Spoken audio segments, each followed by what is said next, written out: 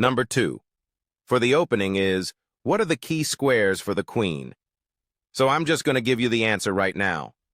The c2 square is one of those rules of thumb where if you put your queen on c2 or c7 as black, you almost cannot go wrong. That is a very safe square for the queen, and in almost every opening it's a very solid square for the queen until probably like move 15 or 20 when you get into the middle game. The reason is, let's take a look at this position.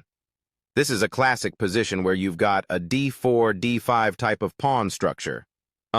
This is a semi-Slav defense on the queen's gambit, declined. So where can white move the queen? Well, the main squares would be in a typical opening. e2, d2, and c2, d3 is not a good square, because that's usually reserved for the bishop to come out b3 is playable, but you want to have that option of moving the pawn to b3, or maybe a3, and b4. So queen to b3 is playable, but it's not necessarily always the strongest. e2 obviously blocks the bishop from coming out. You can move the queen to e2 after moving the bishop out. So bishop to d3, and then queen to e2. And then queen to d2 doesn't really work too well in this position because it blocks the knight and the bishop.